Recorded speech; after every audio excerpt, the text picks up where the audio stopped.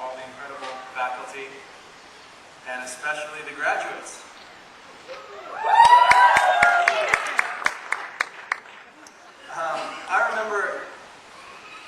I remember sitting where you guys are now, back in 1998, being the youngest member of my graduating class at 21 years old. I was sitting next to the oldest member of the graduating class. I don't remember how old he was, but I think late 40s, early 50s. And we both felt that we had that feeling of pride, that feeling of success, making it through to graduation. I had gone 9 terms straight with no breaks, and I remember how important that day felt. So when I got the invitation to speak today, I was obviously very flattered, but I realized that some of the Art Center staff might have gotten the wrong impression about me. If there are members of the faculty who are hoping a real rock star would show up, I'm so sorry to disappoint, and I'm happy to discuss some form of refund or compensation after the ceremony.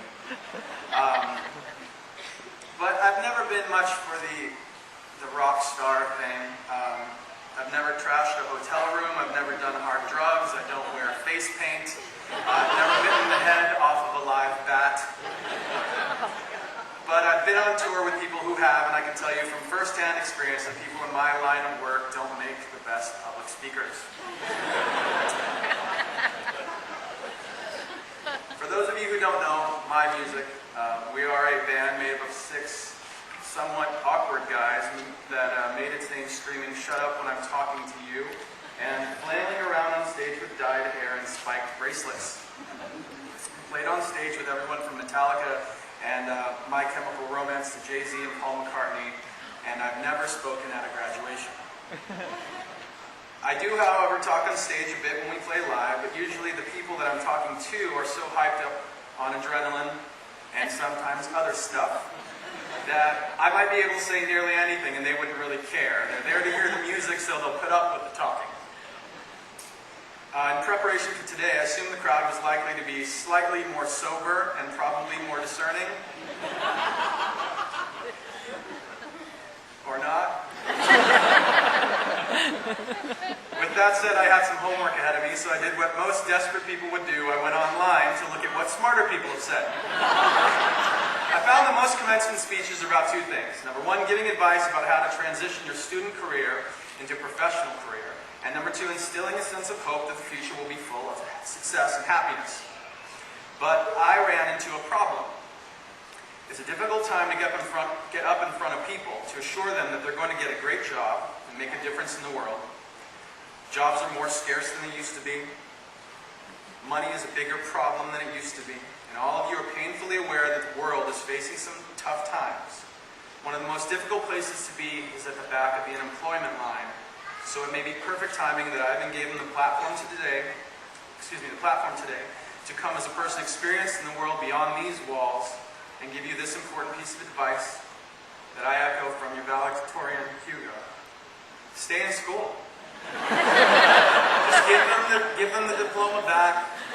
Turn around. There are many great reasons to be here as a student at Art Center these days. People know you're busy.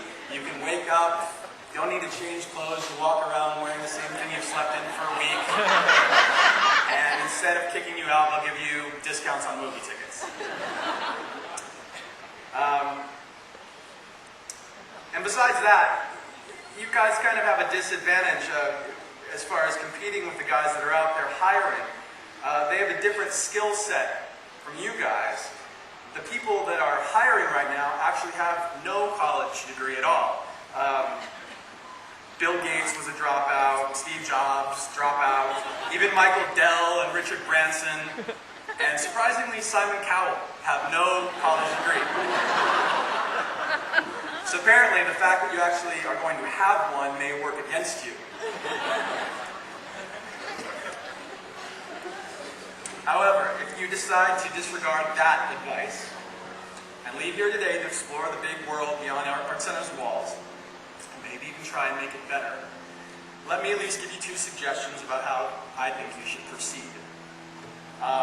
Number 1, I would say don't be afraid to take a non-traditional route. I'm making this suggestion based on a great deal of experience. Back in high school, there were certain things that I dreamed of doing. One of them was designing album covers, doing album packaging.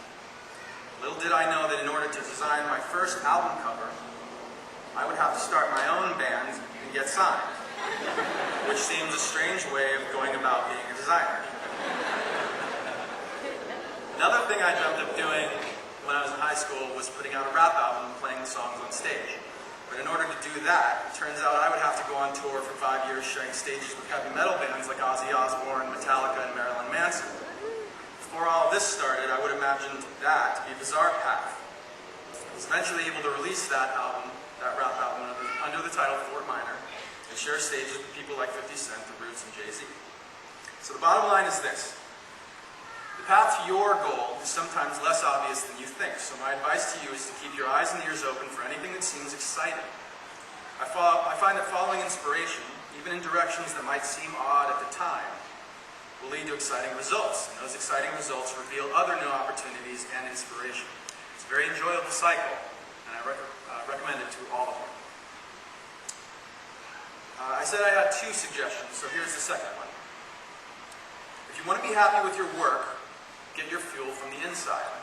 Do things that you like to do and put your own excitement and interest first when it comes to creative decision making. I'm not saying to ignore other people's input. Keeping your eyes and ears perpetually open for constructive criticism and suggestions is the only path to mastery. But I'm telling you to remember that your integrity is not for sale. I want to put this point in perspective with a short story. Or maybe a medium-length story, but at least it's not a terribly long story. Back in 1996, when I started my band with a friend, recording demos on cassette in my parents' house, our goal was to make music that we wanted to hear that no one else was making. After playing shows around town and getting turned down by literally every major label, and some of the smaller ones, we eventually got signed and began recording our first album.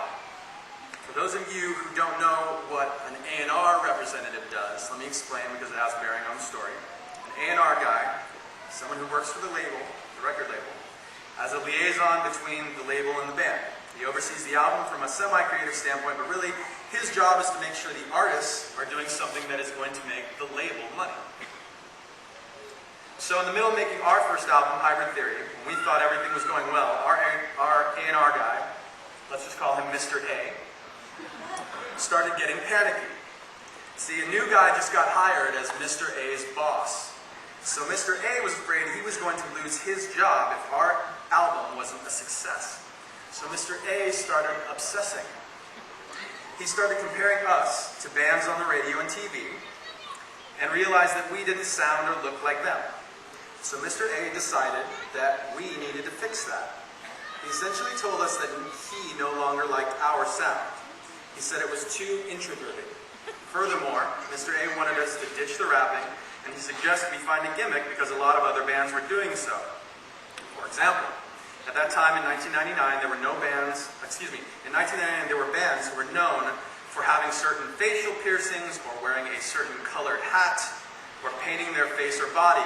There were even bands who made a gimmick out of having erotic dancers on stage.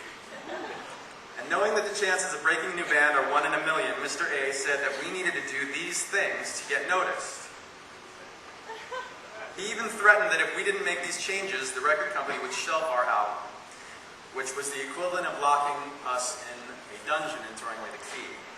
The label had our names on a contract which stated that we weren't allowed to make music for anyone else.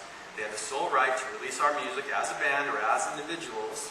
So if they decided not to put our album out, we would never again be able to release music. We had a decision to make. We had been working tirelessly on our music for years, and we'd been given an ultimatum. Either make the changes that Mr. A proposed, or throw all that work away and leave music alone entirely. The threat of having something so important to us taken away was horrifying. We knew that by changing our sound to fit whatever fads were going on, we'd end up playing catch-up for whatever short career that mentality allowed us to have. We knew we'd never be happy with ourselves unless we fought to maintain the integrity of the sound and ideas that had fueled us from the start, back when we were making demos at my parents' house. So looking back at the success of Hybrid Theory, that album, which has now sold well over 15 million copies and is one of the best-selling albums, debut albums of all time, I want you to remember Mr. A. Keep in mind that when we were fighting to maintain our creative direction, we had no compass to tell us who was right. The thought of winning a Grammy or VMA or any award at that point would have been distant and foreign. But from where I stand today, I can tell you with a great deal of confidence that we didn't win those awards as a result of trying to win them. I believe we are where we are because our sights were pointed at a more important goal. Regardless of what any critics said, or how many labels turned us down in the beginning, or anything like that, we managed to keep ourselves focused on being able to look ourselves and each other in the eye at the end of the day and be proud of the path that we had chosen. Just like anyone else, we may have made mistakes. But when we zoom out far enough to see the big picture, our best decisions have been the ones where we put our integrity and vision before any award or paycheck. So again, do the things you like to do, put your own excitement and interests first when it comes to creating. Focus too much on what your employer or friends or critics might think, you'll usually be disappointed. If you focus on money and awards, there will usually be someone with more. Your integrity is not for sale. Do what makes you happy and let that be the benchmark of your achievement. With that said, I want to wrap up by thanking you all for letting me share in your special day. I wish you all the very best. You have worked very, very hard for a very, very long time.